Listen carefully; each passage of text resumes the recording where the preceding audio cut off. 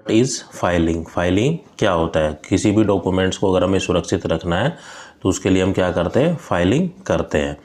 तो preserve the document send और receive for ready for the reference, मतलब जो डॉक्यूमेंट्स मान लो कि किसी ऑफिस में है तो क्या हमारे डॉक्यूमेंट्स कोई डॉक्यूमेंट्स हमें रिसीव हुआ, जो प्राप्त हुआ, और कोई डॉक्यूमेंट्स हमने दूसरे ऑफिस में भेजा, उसका एक रिकॉर्ड रखना, उसको सुरक्षित, उस रिकॉर्ड को सुरक्षित रखना या प्रिजर्व रखना, ये कहलाता है फाइलिंग। तो right option is, answer is option सी।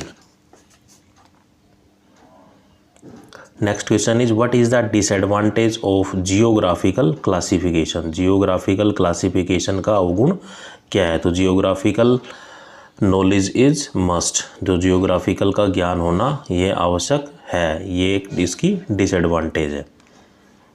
तो right option is answer A. Next question is what is correct? तो चार ऑप्शन दिए गए हैं, चार ऑप्शन में से हमें ये बताना है कि जो कौन सा ऑप्शन है वो करेक्ट है। तो without filing the letter require immediate attention can not be dispose of. तो right answer is option D. Next question is why is filing necessary? तो किसी भी डॉक्यूमेंट्स को फाइलिंग करना क्यों आवश्यक होता है? For the systematic preservation of the documents for the future use. ऐसा होता है कोई डॉक्यूमेंट्स हमारे ऑफिस में आया, उसको रिकॉर्ड रखा, अगर हमें दोबारा उसकी ज़रूरत पड़ती है तो हम पर्टिकुलर फाइल में जाकर उस डॉक्यूमेंट्स को निकाल कर दे सकते हैं, कभी भी फ्यूचर में अगर रिक्वायरमेंट होती है। तो इससे क्या है कि अगर फाइलिंग हमने अच्छे से की हुई है तो डॉक्यूमेंट्स को सर्च करने में हमारा जो टाइम है वो कम लगेगा। हमें पता है कि हम जो हमारा डॉक्यूमेंट्स है वो किस फाइल के अंदर रखा हो, तो हम उसी फाइल को उठाएंगे और पर्टिकुलर डॉक्यूमेंट्स को जहाँ हमें भेजना है भेज देंगे। अगर कोई हमें रिसीव किया है तो उस रिसीव डॉक्यूमेंट्स को हम फाइल उसी फाइल के अंदर, पर्टिकुलर फाइल के अंदर लगा देंगे। तो इसलिए फाइलिंग बहुत ही आवश्यक होती है। अगर हमने किसी भी डॉक्यूमेंट्स को फाइलिंग नहीं किया, हम ऐसे ही एक के ऊपर एक कागज़ रखते जा रहे हैं, अगर फ्यूचर में हमें किसी एक डॉक्यूमेंट्स की ज़रूरत पड़ती है तो हम उस डॉक्यूमेंट्स को खोजने में हो सकता है घंटों लगा दे या दिन लगा दे। तो इससे क्या है कि हमारा टाइम भी ख़राब होगा और हमारी एफिशिएंसी भी डाउन होगी। तो इसलिए अलग अलग डॉक्यूमेंट्स के लिए अलग अलग फाइलिंग यूज़ की जाती है। तो right answer is option B, for the systematic preservation of the documents for the future use. Next question is what is the essential characteristics of a good filing system? तो good filing मतलब अच्छी filing करना, क्या उसका गुण या essential होता है? तो it should be easy located when needed for the reference. जैसा कि मैं आपको पहले ही समझा चुका हूँ कि किसी भी फाइलिंग को अगर हम सिस्टमेटिक रखते हैं, ढूंढने में कम समय लगेगा और हमें लोकेशन भी पता रहेगी कि हमारी जो फाइल है वो कहाँ रखी हुई है। तो ये कहलाता है गुड फाइलिंग सिस्टम। इसकी ये कैरेक्टरिस्टिक्स है जो कि आवश्यक होती है। तो करेक्ट आंसर इज ऑप्शन ए, मतलब किसी भी पर्टिकुलर फाइल की एक लोकेशन हो, तब भी हमें ज़रूरत पड़े तो हम वहीं जाएं और उस फाइल को उठाएं और जो हमें काम करना है करें। इससे क्या है कि हमारा टाइम बचेगा। तो इसको हम बोलते हैं गुड फाइलिंग सिस्टम।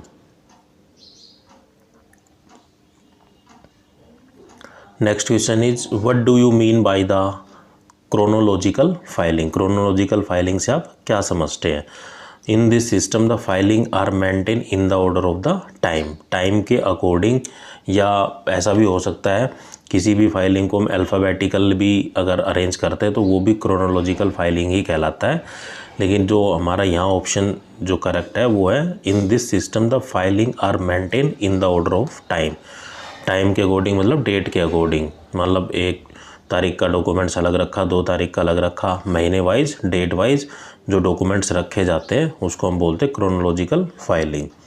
तो right answer is option C.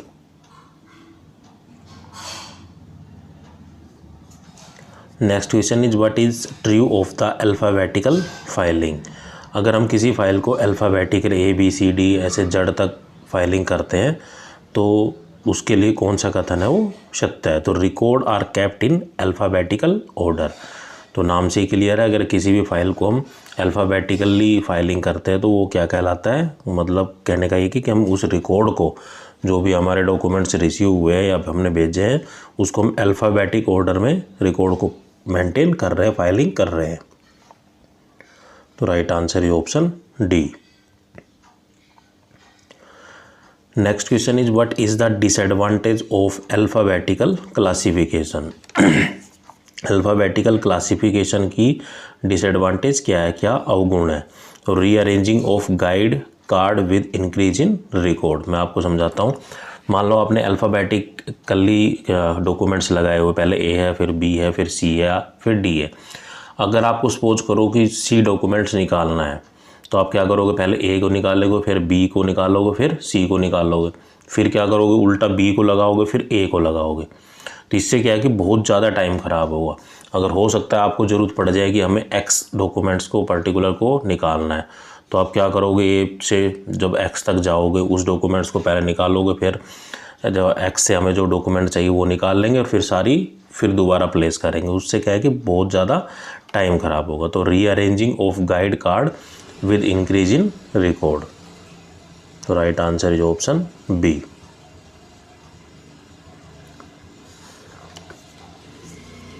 Next question is what is compactness an essential characteristics of a good filing system. तो because of modern office space is costly. तो कॉम्पैक्टनेस इसलिए ज़रूर होती है गुड फाइलिंग सिस्टम के लिए, क्योंकि जो मॉडर्न ऑफिस का जो स्पेस होता है वो बहुत ही कॉस्टली होता है। अगर आपको शहरों में एक दुकान भी पर किराए पर लेने, तो छोटी सी दुकान भी आपको बहुत ही कॉस्टली मिलती है। तो फाइलिंग को हम इस तरीके से कॉम्पैक्टनेस करते हैं ताकि गुड फाइलिंग सिस्टम है वो कहलाए, एक छोटे स्पेस में अच्छी फाइलिंग हम अरेंजमेंट कर सकें। राइट आंसर इज ऑप्शन ए। मतलब एक तरीके से है कि सिस्टमेटिक अरेंजमेंट में ही फाइलों को रखना है। Next question is which is correct with regarding to filing. Filing के कथन से आप क्या कथन सत्य है।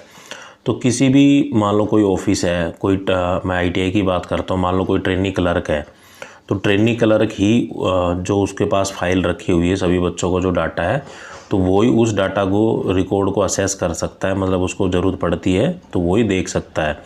अगर कोई इंस्ट्रक्टर उस फाइल को देखने जाता है तो ही कैन नॉट असेस या सी कैन नॉट बी असेस। उससे क्या है कि उसको परमिशन लेनी पड़ेगी क्लर्क बाबू से, क्योंकि वो फाइलिंग है वो उसके द्वारा की गई है। वो ऑथराइज पर्सन केवल जो ट्रेनी क्लर्क है वही है, अगर आपको देखनी है तो। Otherwise you can not assess. तो the authorise staff alone should assess the filing. तो जिसको जो काम दिया गया है, केवल अगर उसने जो फाइल बनाई तो वही उस फाइलों को देख सकता है या असेस कर सकता है या काम के लिए यूज में ले सकता है, और बाकी कुछ दूसरी चीज़ को कोई नहीं छेड़ सकता। मान लो सपोज करो आपने कोई, आपके पास लैपटॉप है, अगर आपने उसमें पासवर्ड लगाए हुए हैं तो इसका मतलब आप ही उसको असेस कर सकते हो, क्योंकि आपके पास ही उसका पासवर्ड है। अगर एक ऐसा PC है, कॉमन PC है, तो सबको पासवर्ड पता है, तो इसका मतलब सभी लोग उस PC को असेस कर सकते हैं। तो राइट आंसर इज ऑप्शन ए।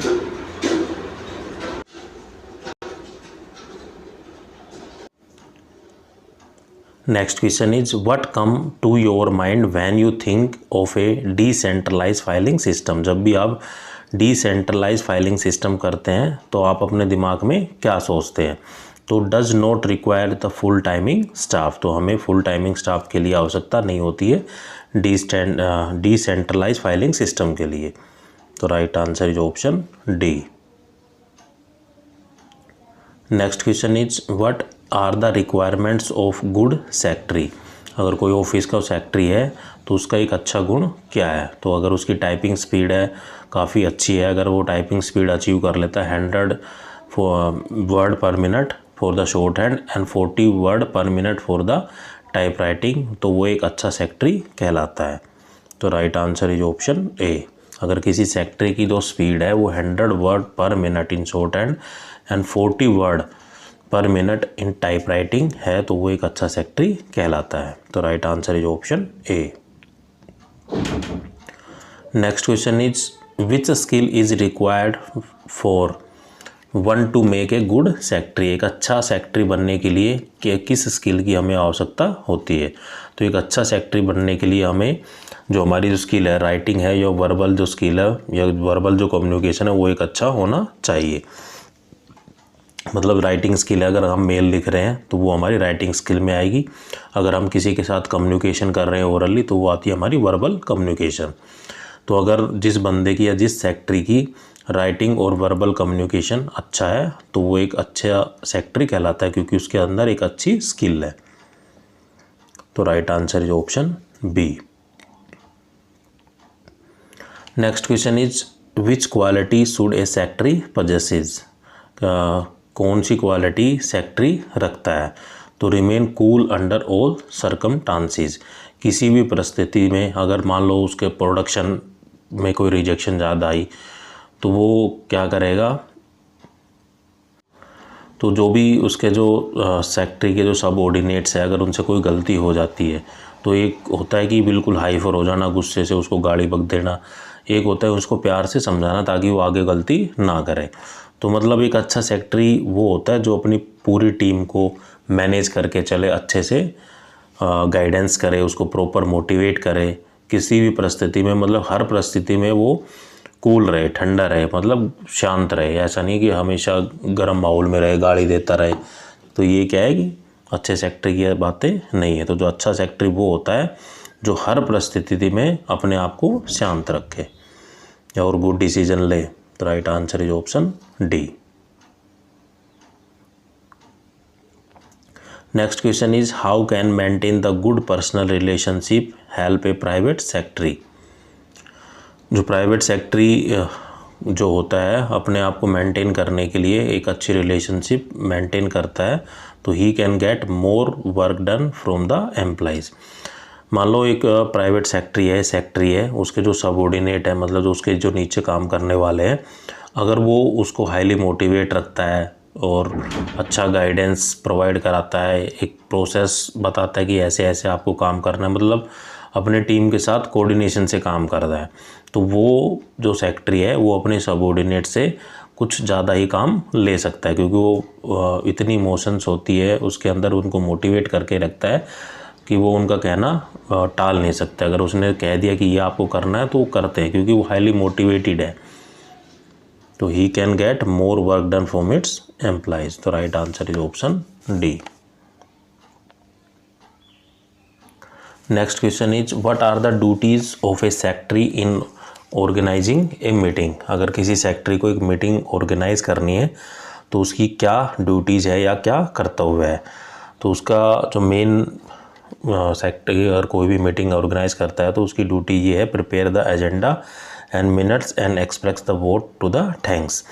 अगर कोई भी मीटिंग करनी है तो सबसे पहले वो एजेंडा को तैयार करेगा कि जो मीटिंग होगी वो किस टॉपिक पर होगी और उसके MOM बनाएगा जो मिनट्स ऑफ मीटिंग में क्या डिस्कस हुआ है, और अगर किसी डिसीजन पे उसको ज़रूरत पड़ती है वोटिंग कराने की तो वो वोटिंग कराता है। तो ये एक ड्यूटीज होती है सेक्रेटरी की जब भी कोई किसी भी मीटिंग को ऑर्गेनाइज करता है। तो right answer is option D. Next question is what are the duties of secretary general. Secretary general के क्या कर्तव्य होते हैं। तो to conduct a business in house and parliamentary committee. तो right answer is option D. Next question is which option is correct for a private secretary. जो private secretary के लिए कौन सा कथन सत्य है। तो he perform the work of stenographer and assistant. तो right answer is option C. Next question is which secretary is elected. जो कौन सा सेक्रेटरी होता है वो इलेक्टेड होता है या उसको जो चुनाव से इलेक्ट किया जाता है तो वो होता है सेक्रेटरी ऑफ कॉरपोरेट सोसाइटी। तो कॉरपोरेट सोसाइटी के जो सेक्रेटरी होते हैं उसके लिए इलेक्शन होता है और उनको इलेक्ट किया जाता है। Right answer is option B. Next question is which of the secretaries act as a pivot between share holder and the management. तो कौन सा सेक्रेटरी एज ए पाइवट कार्य करता है between the share holders and the management. तो ये होता है कंपनी सेक्रेटरी। तो right answer is option C. Next question is which skill is not a pre requested for the secretary. तो कौन सी जो स्किल है वो आरंभ में आवश्यक नहीं होती है किसी भी सेक्रेटरी के लिए। तो knowledge of stencil and duplicating. तो right answer is option D. Next question is how can a secretary get more work done from the employ. तो ये हम पहले ही डिस्कस कर चुके हैं कि किसी भी सेक्रेटरी को अपने जो सबऑर्डिनेट्स होते हैं, उसके जो नीचे कर्मचारी जो काम करते हैं, उनसे वह ज़्यादा काम कैसे ले सकता है। तो बाय गुड रिलेशनशिप, एक अच्छा व्यवहार से, अगर वो उसका बोलने में अच्छा है, उनको हाईली मोटिवेट रखता है, प्यार से बोलता है, तो वो अपने सबऑर्डिनेट से जो पर्टिकुलर काम होता है उससे कुछ ज़्यादा ही काम वो ले सकता है। अगर कोई ऐसा मैनेजर है या कोई भी ऐसा सेक्रेटरी है जो हर बात पे गुस्सा करता है, तो उससे क्या है, उसके सबऑर्डिनेट भी चिढ़ने लग जाते हैं और वो काम नहीं करके देते। तो एक गुड अच्छा रिलेशनशिप अगर हम रखते हैं, प्यार से बोलते हैं, तो हम अपने सबऑर्डिनेट से ज़्यादा काम ले सकते हैं। तो right answer is option B. Next question is what is the advantage of centralise filing system. जो सेंट्रलाइज फाइलिंग सिस्टम होता है उसका एक एडवांटेज या गुण क्या है। तो effective use of equipment, supplies and space. तो ज़्यादा से ज़्यादा हम किसी भी इक्विपमेंट को यूज करें, उस सप्लाइज एंड स्पेस का यूज करते हैं, तो वो कहलाता है सेंट्रलाइज फाइलिंग सिस्टम। तो right answer is option B. Next question is what is the disadvantage of centralise filing system. Centralise filing system की डिसएडवांटेज या अवगुण क्या है। तो रिक्वायर्ड फुल स्टाफ या फुल टाइम स्टाफिंग। तो right answer is option C. Next question is what is the advantage of decentralise filing system. जो decentralise filing system का एक गुण या एडवांटेज क्या है। तो does not required full time staffing. Right answer is option A.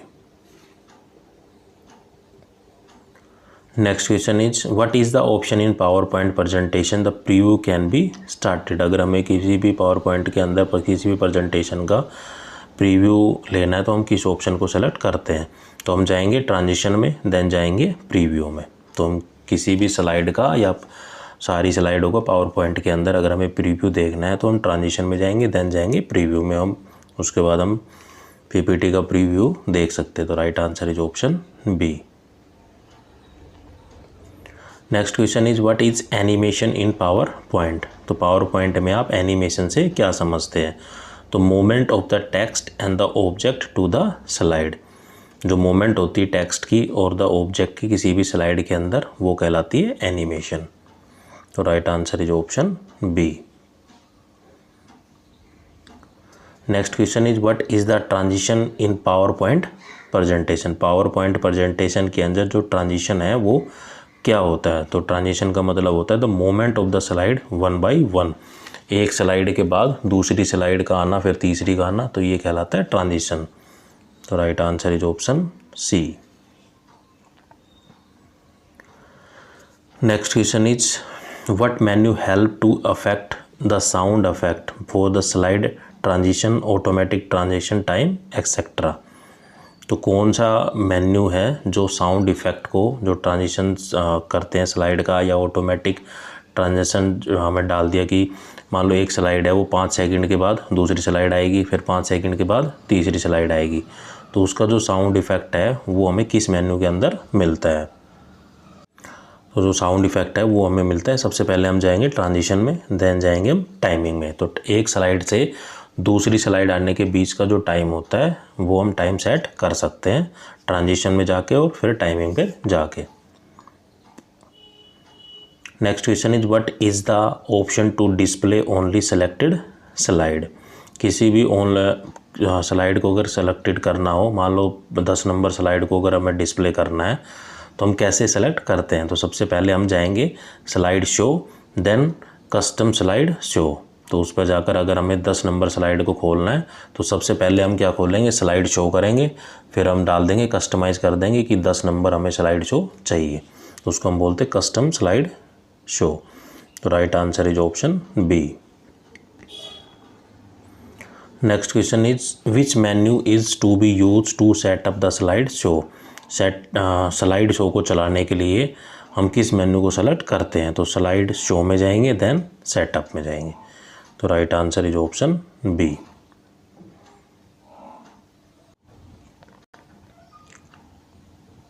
Next question is which menu in ribbon you get arrange all option. तो ये हमें मिलता है व्यू के अंदर। तो राइट आंसर इज ऑप्शन सी।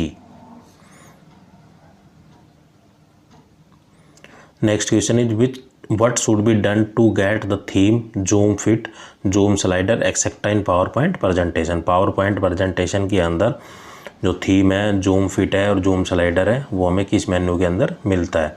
तो वो हमें मिलता है राइट क्लिक स्टेटस बार के अंदर। तो right option is option B. Next question is what will not be visible in graphic mode. Graphic mode में हमें क्या नहीं दिखाई देता? तो ग्राफिक मोड में हमें जो माउस का जो कर्सर होता है वो हमें दिखाई नहीं देता है। तो right answer is option D. Next question is how all element are considered in PowerPoint. तो जो ग्राफिक ऑब्जेक्ट्स, जो सभी एलिमेंट्स होते हैं, are considered in the PowerPoint. तो right answer is option C.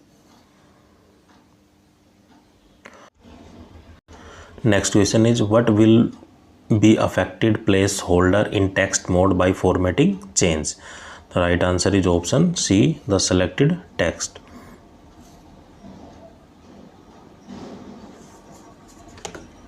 Next question is when the cursor is move over the graphic what happen to the cursor. जब भी हम कर्सर को graphic के ऊपर मूव करते हैं तो क्या होता है? तो क्या होता है कि the shape of the cursor change to move the mode. The right answer is option B. Next question is at the end of the slide show what appears on the computer screen. तो जब भी हम slide show का जो and करते हैं, जो सबसे लास्ट वाली स्लाइड होती है, तो जब वो दिखाई देती है तो कंप्यूटर स्क्रीन पर हमें क्या दिखाई देता है? तो slide show automatically restart from the first slide. तो जैसे ही हम लास्ट स्लाइड में जाते हैं तो लास्ट स्लाइड आने के बाद सबसे लास्ट में क्या होता है कि जो फर्स्ट स्लाइड है वो ओपन हो जाती है। तो right answer is option B. Next question is which part of the slide will not be display during presentation in PowerPoint. तो कौन सी जो स्लाइड होती है वो डिस्प्ले नहीं होती है जब भी हम प्रेजेंटेशन को दिखाते हैं पावर पॉइंट के अंदर? तो वो होती है हमारी स्पीकर्स नोट्स। तो right answer is option D.